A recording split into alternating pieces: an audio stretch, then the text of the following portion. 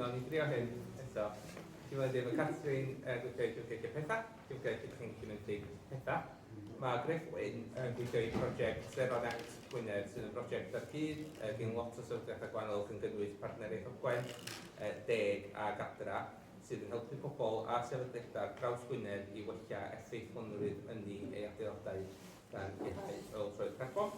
A mae Angharad Owen yn gweithio i Bwyd Bendigedig Rhiwlas, neu gwirfoddolio Bwyd Bendigedig Rhiwlas, sydd yn dod â'r gymuned at ei gilydd i rannu a chyd-dysgu am bwyd. Felly, cwestiwn gyntaf, cwestiwn mowr, wedi cael ei ddechrau chdi, Catrin. Sut ydych chi wedi ffeindio mynd o gwmpas y gwaith yma yn Dyffryn Ogwen? Ie, cwestiwn anodd, ond dwi wedi byw yn y Dyffryn Ogwen ers 20 mlynedd. Mae o'n le arbennig, a mae gynsail ar gyfer prosiectau eitha arloesol fel yma, dwi'n meddwl, yn y Dyffryn Ogwen yn barod. A mae wedi bod yn gret cychwyn y peth i ffwr o'r funud wedi ddechrau yn gynghori am beth pobl yn ddiddordeb yn efo yn y llyfrgell pethau. Mae'r ymateb wedi bod yn gryf iawn, a mae'r cefnogaeth wedi bod yn ffantastig. A dwi'n meddwl hynna'n nodweddiadol o'r Dyffryn sydd yn just hyfryd. Diolch yn fawr. Ie, na, gytuno efo Catrin. Mae'r rhwydweithio yma'n barod yn ffordd, mae'n gymaint o waith yn wneud yn barod yma dros y blynyddoedd. Wedyn dim ond adeiladu ar hynna da ni a defnyddio'r cryfderau sydd yn barod. Wedyn, mae wedi gwneud y peth yn dipyn hawdd nag mewn ardaloedd eraill, oherwydd bod y le mor weithgar yn barod. Mae hynna wedi bod yn beth calonogol mewn ffordd. Wedyn, ie, a gwneud y gwaith yn hawsach. Ti'n sôn beth i gamau'r rhwydweithio yna, Greg? Yndi, maen nhw, mwyn y lai, ddoth y cynghora cymuned at ei gilydd, mae'n siŵr bod pobl yn gwybod y stori o ran partneriaeth Ogwen, efo'r cynghora cymuned yn dod at ei gilydd mewn ffordd, a wedyn wedi creu mewn ffordd ar y stryd fawr, mae yna ganolbwynt yna wedyn, mae yna ffocws yna hefyd wedyn, a mae jyst y staff sydd wedi cael ei cyflogi hefyd, wedyn mae wedi tyfu mewn ffordd ydy. Wedyn mae yna adnoddau, a'r adnoddau peth mwyaf ydy, mae yna bobl ar gael i fedru helpu. Wedyn mae yna lot o bethau efo'r Dyffryn Gwyrdd wedi cael ei sefydlu'n barod yma. Wedyn, ia, mae yna bobl, ia, y bobl yn cael ei cyflogi ydy o mewn ffordd, a'r bobl yna eisiau gwneud da yn yr ardal felly. Na ni drio hyn mlaen felly, oes i bysar. Angharad, ti'n sôn chydig am sut ti'n gweithio hyn Rhiwlas?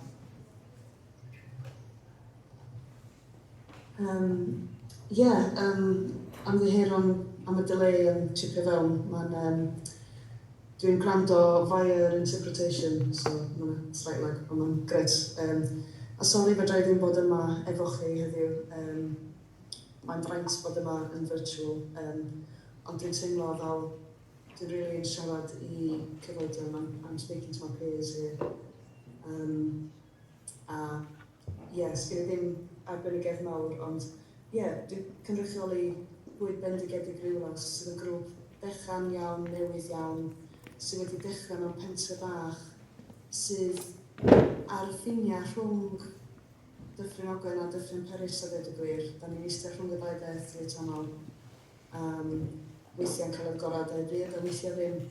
Ond wrth dechrau'n prosiect ni, mae o wedi bod yn gymorth enfawr i gysylltu efo partneriaeth Ogwen ac efo Dyffryn Gwyrdd yn enwedig, efo Iwbit a Harry, ac i mynychu digwyddiadau nhw a nhw mynychu tireni a supportio'n gilydd. A oeddwn ni wedi dechrau tyfu pethau cyngor nhw, so oeddwn ni'n gofyn i ni am cyngor ac oeddwn ni'n gofyn nhw am cyngor am bethau eraill. So mae wedi bod yn perthynas really cefnogol, ie, mae wedi bod yn wych. Diolch Angharad. A eich yn dweud at ar gyfer y cwestiwn yma hefyd i ddechrau ta, da chi'n amlwg yn siarad efo lot o bobl yn eich gwaith. Be bod pobl yn ddeitha chi am y ffordd maen nhw'n meddwl am newid hinsawdd os ydyn nhw'n bod?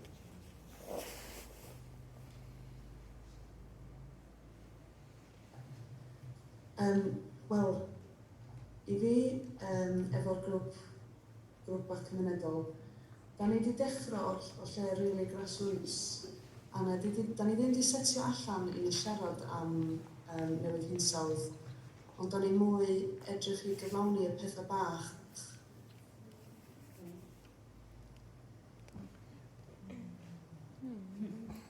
Dwi'n colli Angharad am chysig gan y beidio gweithio nôl. Catrin, ti eisiau gofyn i'r cwestiwn yna tro di disgwyl Angharad dod yn ôl? Ie, dwi'n meddwl o sgyrsiau lleol a gwaith yn lleol, dwi'n meddwl bod pobl yn ymwybodol iawn o newid hinsawdd, a dwi'n sicr ella'r bobl sydd yn ymgysylltu efo rhywbeth o llyfrgell pethau, maen nhw'n ymwybodol o'r heriau boed nhw yn newid hinsawdd bod yn heriau ar gyfer costau byw.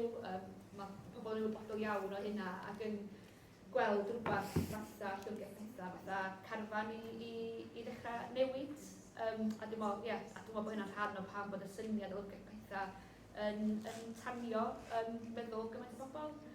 Dwi wedi gwneud gwaith arall yn flaenorol a dwi'n ymwybodol bod yr un ymdeimlad yma ddim yn bodoli yn bob man ac llai bobl, mae'n gymaint o heriau gwynebu ni fel cymdeithas ar y funud oes ac i rei pobl newid hinsawdd yn yr ei mawr. Pobl eraill dydy o ddim mor amlwg iddyn nhw ac felly bod nhw'n poeni fwy am ar gyfer costau byw, ond maen nhw gyd yn plethu o'i gilydd dydyn, a dyna di, a mae gymaint o'r datrysiadau amdanyn nhw hefyd yn gallu plethu o'i gilydd, so mae'n jyst yn bwysig bod ni'n cynnal y sgyrsiau yma ac yn rhannu gwybodaeth a rhannu datrysiadau hefyd, trio meddwl am ffyrdd da ni'n gallu gweithredu a byw mewn ffordd wahanol, a dwi'n meddwl dyna ydy un o'r pethau sydd yn gyffroes am rhywbeth fel llyfrgell pethau. Mae'n cynnig datrysiad, mae'n cynnig ffordd o leihau yn consumption ni, dwi'n meddwl yn gair Cymraeg. Ond mae hynna yn hun yn cael adrawiad enfawr, mae'n un o'r pethau mwyaf da ni angen i wneud, a mae'n dod â buddion eraill hefyd. Felly, sori. Ymateb hir, ond gobeithio bod ie. Na, dwi'n meddwl, defnyddiol hefyd, mae'n dda gwybod mewn pobl wneud. Dwi'n meddwl, greu, da chi'n cael lot o sgyrsiau efo pobl hefyd. Ie, dyna sy'n digwydd, fel ydych chi'n dweud y plethu yna. Mae'n siŵr i fynd yn ôl, blwyddyn yn ôl, prosiect net zero oedd hwn, ond oedd y byd yn le gwahanol blwyddyn yn ôl mewn ffordd oedd. Wedyn mae'r costau byw wedi, mae dweud hwnnw wedi'r ffocws wwan, ond mewn ffordd mae un yn atab y llall dydy. So mewn ffordd trwy fynd ar ôl i fynd ar y net zero yna, ti'n gobeithio bod pobl yn rhoi yn ysyliddio mae fewn, mae o'n dŵad ar costau i gyd i lawr dydy. Mae o'n sgwrs mewn ffordd, ond di pobl yn gofod meddwl amdano fel newid hinsawdd wan ydy. Mae o'n just i sut ti'n medru cadw dy hun a dy dyn yn gynnas, am y gosta llu a phosib. A mewn ffordd a ffitio insyliddio di hwnna newid o nhw i wan ydi o, a newid y ffordd. Mae pobl yn byw mewn ffordd. Diolch, Griff. Angharad, os ti'n ôl efo ni, fyddwch chi'n sôn am gwneud y pethau bach. Ti eisiau siarad bach mwy am hynna?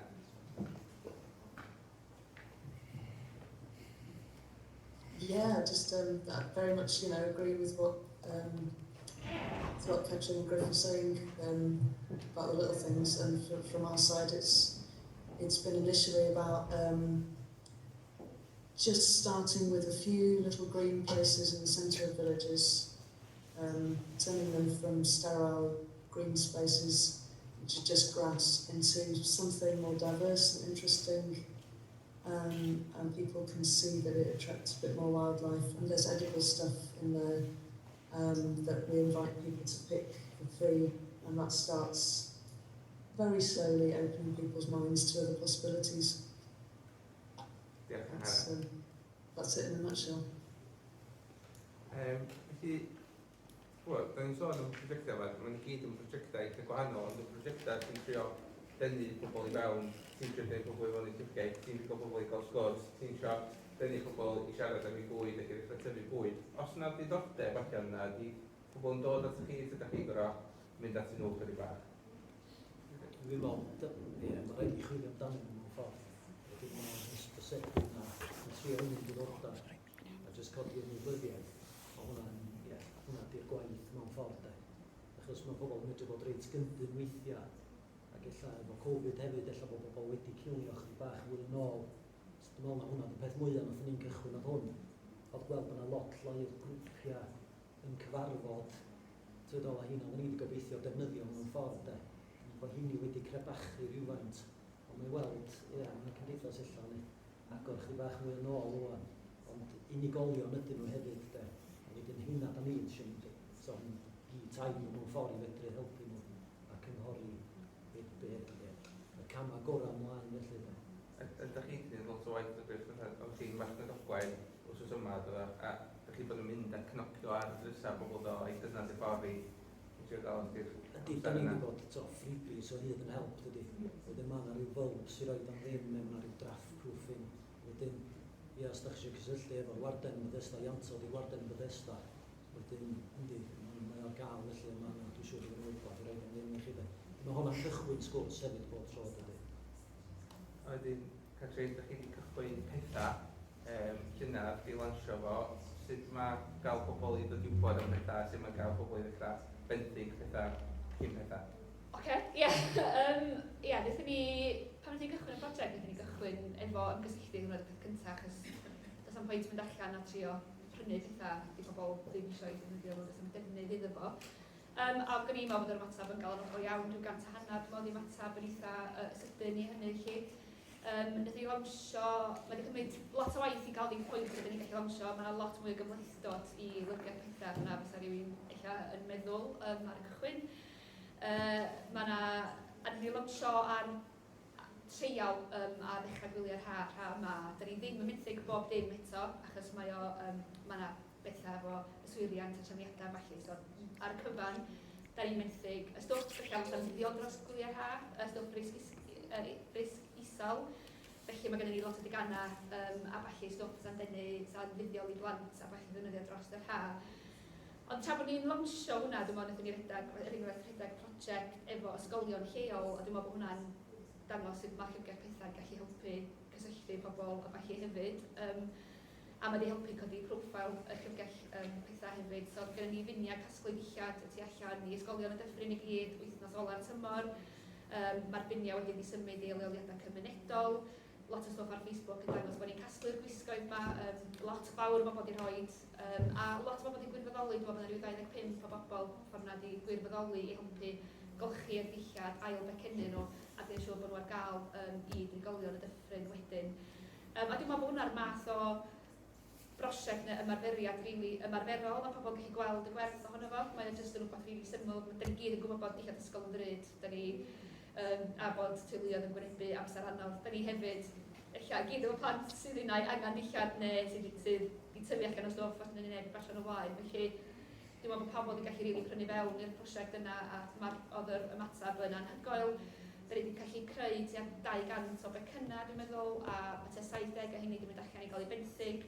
A da ni yn mesur y drawiad arbedion carbon y gwaith da ni'n neud, a dwi'n meddwl bod just y 70 o becynna'r wisgoedd ysgol yna sydd wedi mynd allan i arbed yn bydda 750 kilogram, sef bron 3/4 tunnall metrig o garbon just o'r rheina. Felly mae'r stwff yna, mae'n tynnu pobl i fewn, pobl yn gweld y gwerth, a mae'n hefyd yn rili ymarferol, a mae'n gallu gwneud gwahaniaeth.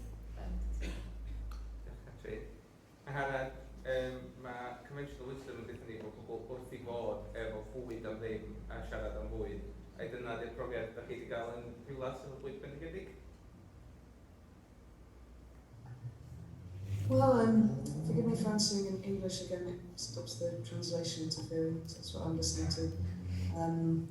But yeah, it's been an interesting journey for us. We've started off purely as a grassroots thing. There were a few parents at the school wanting to do some gardening at the school, and the headmaster really encouraged us to reach out to gardening in the community, to live the school in the community. And I was scratching my head about how to do that. I felt like a bit of an outsider to the community because I lived in another village. But my friend Emily, who I started it with, helped me kind of revolutionise my thinking to, we're not, involving the community, we are part of the community, and it really helped me to just go out there in the street and talk to the people who are around in the village and ask what they like. Eventually we did a survey just to get a representation of more of the village, of genuine feeling of what people want. And then we thought, great, we've got a bit of a mandate, let's go and do it. And then got in contact with the authorities to make it happen. And there was a lot of buzz around that beginning. But then, totally, as Griff was saying, lockdown came, that impacted things a lot. And we went down to a small group of us gardening on a rota one by one as we could get out of our houses. And it's very slowly built up again since then. And like connection with other groups, with other organisations has helped keep our enthusiasm going meanwhile. And yeah, over the last year we've started gardening at the village hall, and that's also opened things up more because users of the hall will join us for gardening, or we can ask what they would like outside their houses and what would benefit them, and we're just finding out as we're going along how people want to be involved, really. Diolch Angharad. Dwi'n mynd i aros o chdi i'r cwestiwn nesaf. Mae prosiectau Gwaith y Catrin yn prosiectau sy'n cael arian grant a sydd yn cyflogi pobl. Ydy prosiect sydd yn cael ei rhedeg gan wrfyddolwyr. Dwi'n siarad chydig am yr heriau a tips da chi wedi bigo fyny dros y ffordd ar sut i rhedeg prosiect gwirfoddol.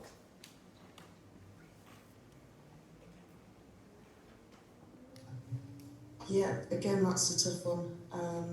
And I'll be honest with you, a lot of things wouldn't succeed if they didn't have somebody very dedicated to it, and that is usually a paid coordinator.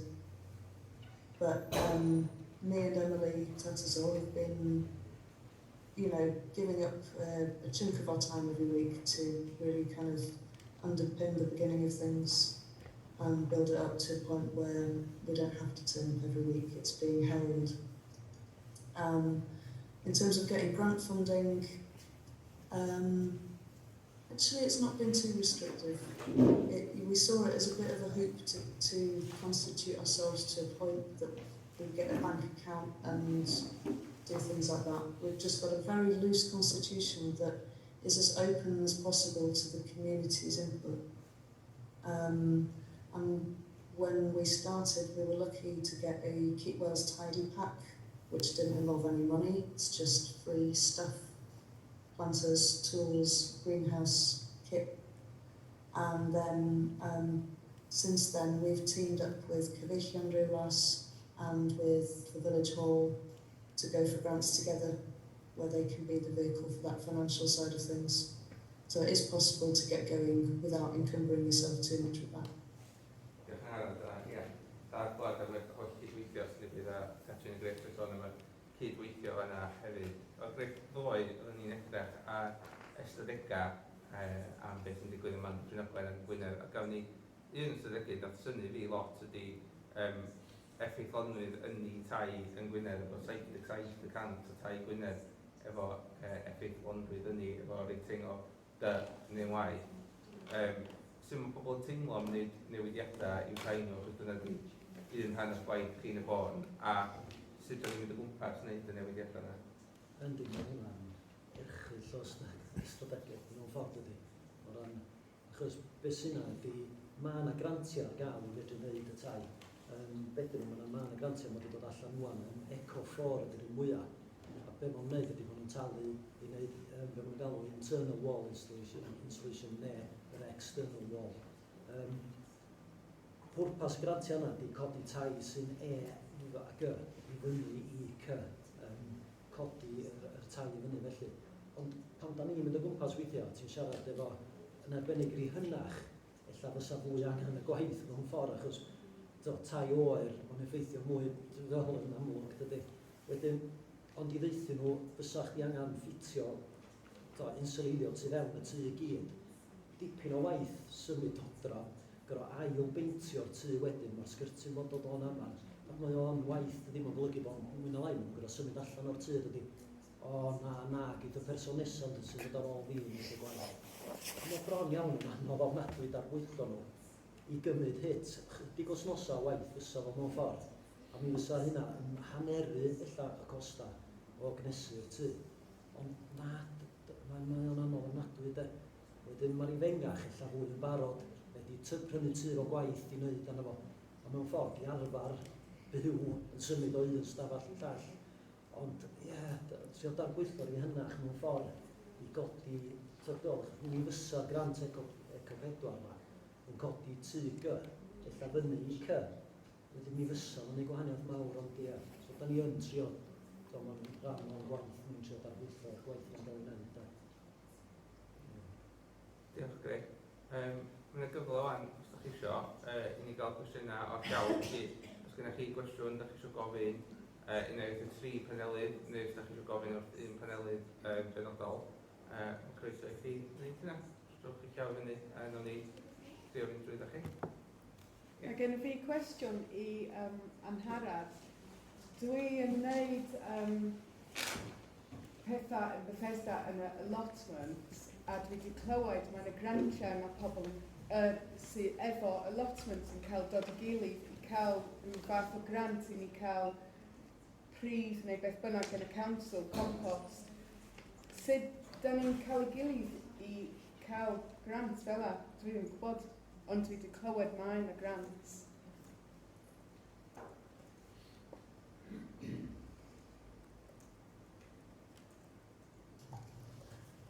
I might have to check I've heard that right from the translator. Is it that you've heard there are grants available for allotments, for allotment creation, and for things like free soil and kit to get started? Yeah. Is that right? Yeah. Okay. Yeah. Yes, there are some grants available. I know Social Farms and Gardens are running a big programme of grants, and they're a very useful organisation to get in touch with for support for any growing plans you've got anyway. They did have a specific allotment creation one, but I think that has closed now, for now. We've got resources from Keep Wells Tidy, like I said, free packs, and they are currently giving out the last of their packs. They've got starter packs which are smaller and development ones which, if you've already got started and you want to do more. And if you are a community group or a school, you can actually get free compost from the household compost recycling from Gwynedd Council, which has been really helpful to us. And there's a lot of grants around at the moment. I can't advise completely on all of them, but if you have a search online, if you get in touch with Social Farms and Gardens, they can tell you more. And there's some local ones like Hwylusydd Paris and where I am, and there's Hwylusydd Padarn as well. No, Hwylusydd Ogwen, sorry. But yeah, there's a number of things you can look into, but you're welcome to get in touch with me as well if you want. And the one we got for Rhiwlas Village Hall was the landfill disposal tax grants. That's all from the top of my head. Okay. Anything at all? Comment rather than question from Jan, just saying Transport for Wales give out grants. Gret, diolch yn fawr, Jan. Ia, eich bod hwnna'n darn o waith i ni wneud, fatha Joel a Grisiad dod â wybodaeth sgynnan ni gyd am arian grant sydd allan yna a'i coleitio, felly pobl efo wybodaeth, ydych sio, dan fod ymlaen a'i trio reid y wybodaeth yna i gyd at ei gilydd, felly fod o'n dogfen handi i ni. Richard? Was a question to, I guess, all three. What relationships do you have with the NHS, with Betsy Wilder Health Board, in terms of, because obviously growing food, insulation, toys for kids, that is all things that are great for well-being and health and kind of keeping people fit and healthy and warm, etc., fed well. Have you looked into things like social prescribing, working with doctors, surgeries, and working with different parts of the hospital, with the health board, about how these things can link in with the wider kind of health and well-being agenda? Is that on your radar? Yndi mae, efo ni achos mae yna hygbiau cymunedol yn mynd i gael ei greu. So, hygbiau cymunedol yn mynd Bethesda o... Ti'n cofio? Ond y dref werdd yn Blaenau Ffestiniog mewn ffordd ydy'r model yn fanno. Ond mae NHS yn rhan o'r prosiect yna, yn fwy holistig mewn ffordd. Wedyn, ie, mae yna prosiectau yn gweithio o'r NHS, felly. Mae'n siŵr bod yna 6 ardal gwahanol i gyd yn mynd yna hyb cymunedol Wedyn mi fydd yr NHS yn gweithio o'na, mi fydd yna warden ynni, mi fydd yna nifer o wahanol, mae CAB yn mynd i fod yna hefyd. So mae yna lot o asiantaethau gwahanol yn mynd i weithio o un, mae'n ffordd mi fydd yna ar y stryd fawr yn Bethesda. Na cytuno mewn yn beth bwysig yn nad yw'n And do the doctors, for example, if somebody is are they sending people to you if there's damp in the house, if hypothermic, whatever, are they sending people to you for your help? I'm hoping they will. I need more details because I'm not fully involved with that project. Yeah. But we are touching on it with the grants and all. Echo 4 that Griff was talking about earlier, there is a referral route into that from the NHS and doctors, so if people have some long-standing illnesses of certain criteria, then they can be referred from the NHS in to have works done in the house. Oh, yeah, nhw fydd y priority felly.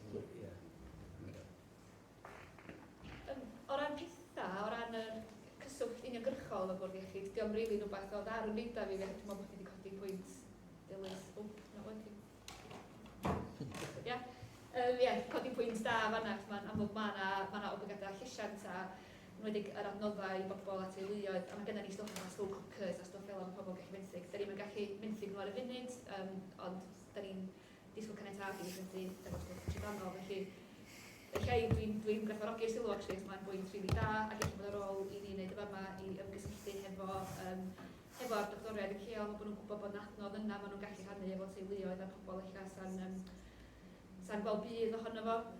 O'r ochr iechyd a llesiant, mae'n sgwrsio wedi bod efo Byw'n Iach i weld o ran benthyg allan offer chwaraeon a stwff fel yna, achos dydy pawb eich mynd i fynd i fewn i gym, ond eich bysa nhw yn benthyg swing ball i fynd i'r ar, a mae stwff yna gennym ni, a bod ni'n eich gallu adeiladu ar y berthynas yna ac i chafu'r gwaith yna. Felly mae'r sgwrs yna mynd yn ei flaen, ond dydy'r un uniongyrchol efo Bwrdd Iechyd ddim, ond dwi'n meddwl bod eich bwynt rili da. Angharad, ydych chi unrhyw beth yn hynny?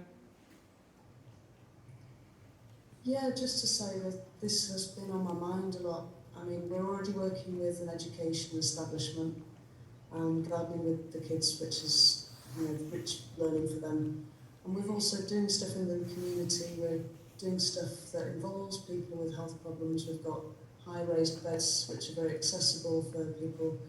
And we're trying to include as many people as possible. But I've also been thinking, about hospitals as well. I'm looking into a project actually with a friend in Carnarvon about doing some work in Pacadre to start a community garden there, which would link with the hospital next door, provide opportunities directly. I just love that kind of idea. I love the idea of getting more organic local foods onto the menus in schools and hospitals as well.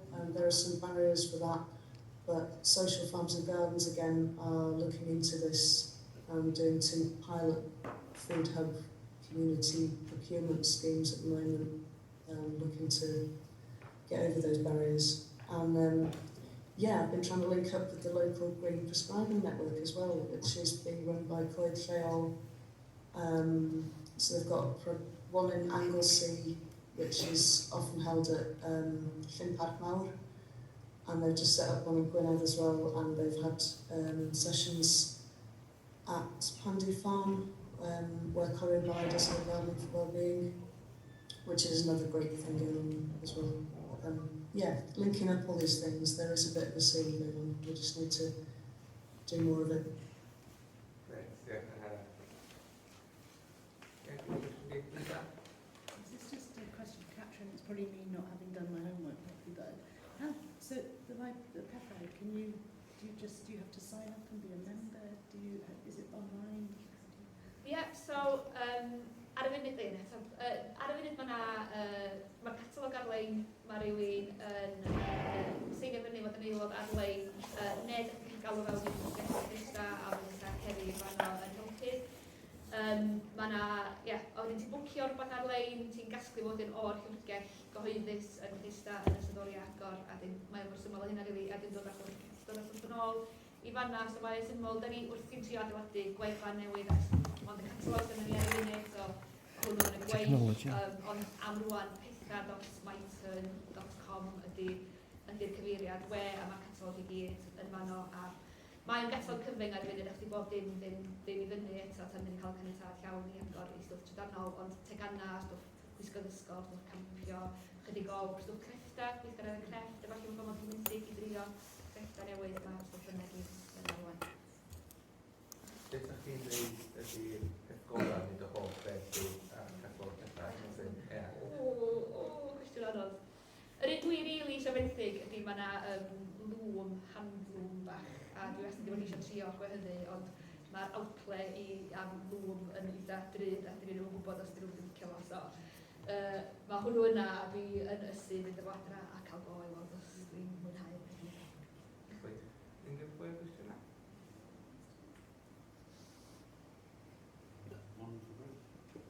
Following from the house's insulation, we tried just putting in heat pumps without insulation because I know that works. So I was wondering if you have tried that.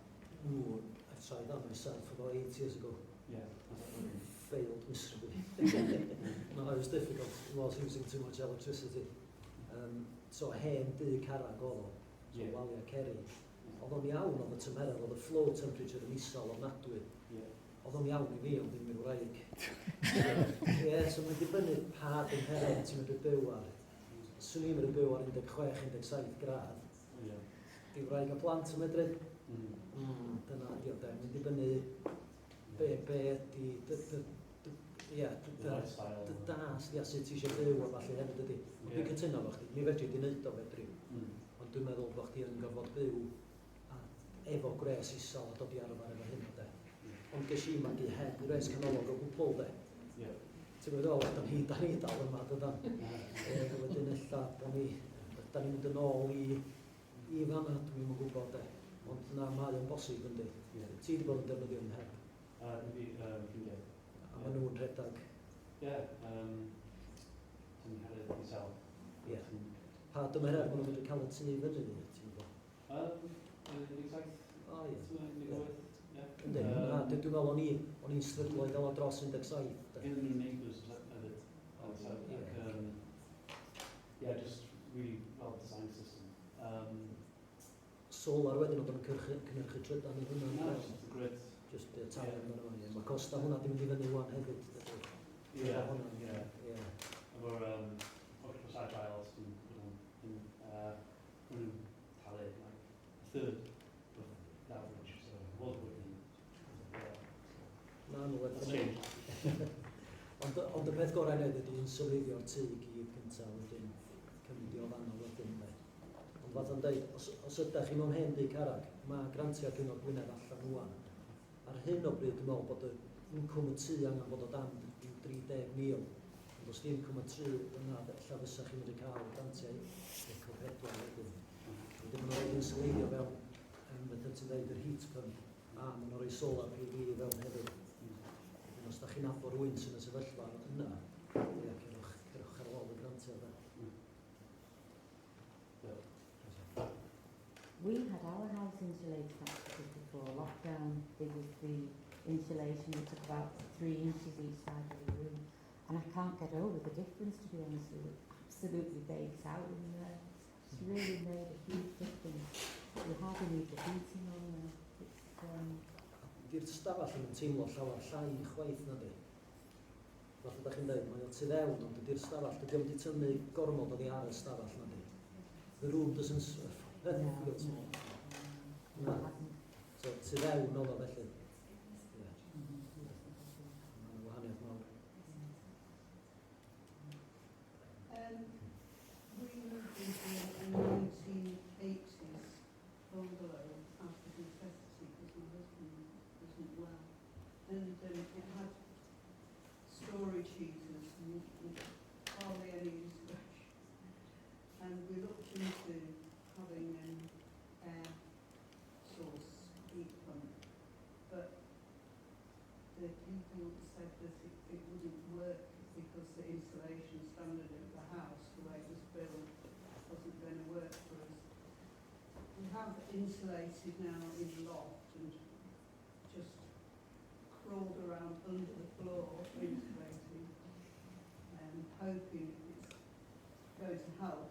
You know, we've got solar panels and batteries, but because we couldn't have that, and I've got this wish to be greener because I'm worrying about future generations, we've actually got an electric boiler on the basis that we're not producing carbon dioxide, and we're not relying on oil coming from, because we're not on main gas. But I'm just hoping the underfloor insulation is going to make it warmer, because I suffer with, I don't know if you, a circulation problem where I get, my fingers go black in the cold. So 17 degrees, I think I'd die. But with insulation, you know, it's easy and bring the property up to 22, 23 degrees, but it'll just mean it uses more electricity. The newer heat pumps will heat, they can heat the water. 10 years ago, the flow temperature would have been lower on them, and you would have used them immersion, if you're using hot water, from the taps. But really, you need to do the walls, really, either internal or external, to bring it up to the 22 degrees, yeah. That's what my husband's calling wrapping, is it? Yeah, more or less, yes. So either you put, outside, they'll clad the house, external, or they'll put, battens on the wall, or, and then they'll put something like 60 mil, and then, yeah, just pink over it. Yes. Not worth doing. But you might be eligible under the grant, it's worth it. But otherwise, I don't think it'd be a big job for a local plasterer, so yn lleol, yn mynd yn y gwaith. Grant, cwestiwn i sylw ar Zoom? Yeah, Jan is reminding us of the importance of ensuring accessibility for everybody in our communities, and saying that the heat pump situation Griff was talking about would never work for somebody with disabilities who can't move around too much and without enough heat. She says, somebody without more heat can die without it. Just backing up what we're saying about feeling 17 degrees would be difficult. And how much she'd love to share some gardening, but physically finds it very difficult, but would be willing to help in other ways if it was accessible. And she's pleased that Angharad mentioned some accessibility because feels that people with disabilities get left out or often forgotten about. And then she says, my house is B-rated, allegedly, but I've never experienced 22 degrees indoors. Dwi'n meddwl nhw'n ni dod â hwn ben tra bod rhywun arall cwestiwn. Dwi'n sori Paul eisiau gofyn. Yeah, yeah. Oh, can I just ask it, like, verbally? Yeah, of course. Speak. Yeah, I'm just thinking about all the public spaces that are having to be heated. I appreciate that this room is not heated to read. But there are plenty of public spaces out there that Kevin Weiss, for instance, I'm sure there's lots of others. And I think we're going to have to start changing habits quite a bit. We're talking about heating our own houses and integrating our own houses. But sometimes maybe we've got to put a whole load of clothes on if we can walk to a public place. I mean, not everybody can walk.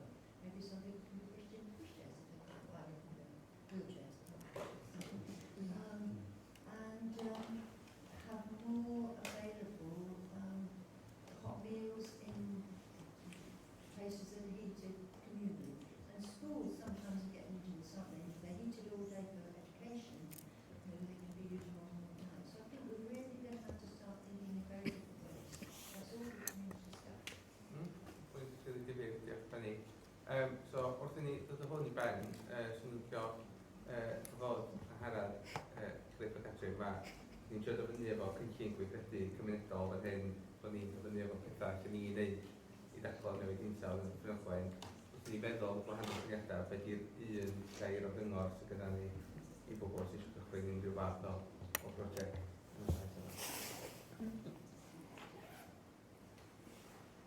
Gair o gyngor? Waw. Ie, un beth da chi wedi dysgu ar y saith, os ydych chi meddwl bod rhaid i chi sicr wneud hyn, neu peidiwch a wneud hyn. chi'r spot fan. Ynddi. Ella bod o'n gair o gyngor i pethau cymunedol. Dwi'n meddwl, ella, da ni'n dueddol o chwilio am yr atebion mawr, a weithio mae'r pethau bach gallu gwneud gwahaniaeth hefyd. So ti'n gweld, pan da ni'n meddwl am arbed carbon yn y tai, da ni'n meddwl solar panels, da ni ddim yn meddwl yn sylweithio. Dwi'n meddwl, da ni'n meddwl am y pethau mawr yma, a dwi'n meddwl, mae'n stwff o fanna does am ddod yn hyd, neu wedyn hynna'n gallu gwneud, a yr un mawr i fi, felly dwi'n pethau di, dwi'n just prynu llai, mae prynu llai yn gwneud masif o wahaniaeth. So weithiau mae'n bethau syml hefyd, sydd angen cael ei cysidro mewn unrhyw gynllun. Gret, diolch Catrin. A'n da. Lot o sydd yn, fath o'n dweud, da ni'n mynd i orfod newid mewn ffordd ydyn. Da ni gyd i arfer efo gres mwr mewn tai. So ella bod, angen, o'n dweud, mae eisiau troi y thermostat i lawr, does, a dechrau dod i arfer efo tymheredd yr 18-19 grad yma, achos mae hwnna'n yn gwneud gwahaniaeth mawr felly. Ond eto mae lot o pethau yn gyffredinol, jyst peidio bod ofn. So mae yna brosiectau mawr wedi cael ei wneud yn Wynedd, mewn Nghymru hefyd, a maen nhw yn llwyddiannus hefyd. A mae yna lot o gamgymeriadau weithiau yna, mae yna lot o beidio bod ofn wneud y gamgymeriadau yna dio de. Ond, ie, mae'n newid lot o bethau dros y blynyddoedd nesaf. Angharad, ei ddod o'ch chi felly?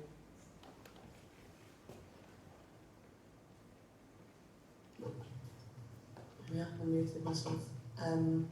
Yeah, don't be scared of making a mistake, it's a big one. I would say my biggest lesson is that you can't learn all of your lessons at once. You've got to start somewhere, and you've just got to make the step. And you can think through that step. But if you've got a clear vision that makes sense to you and is from the heart, and if you open that out and ask other people and ask for help, I think you can't go far wrong. So yeah, you can't learn all your lessons at once. They'll come as you go along. And you can't please everyone at once as well. You're going to get complaints occasionally, but you can treat those complaints as opportunities actually to learn more and welcome them. That's my main advice. Gret, diolch yn fawr iawn Angharad. A diolch hefyd i Catrin a Griff am fod ar y panel hefyd. Dwi'n bod ni wedi dysgu chydig o hwnna, wedi gofyn i chi ddod.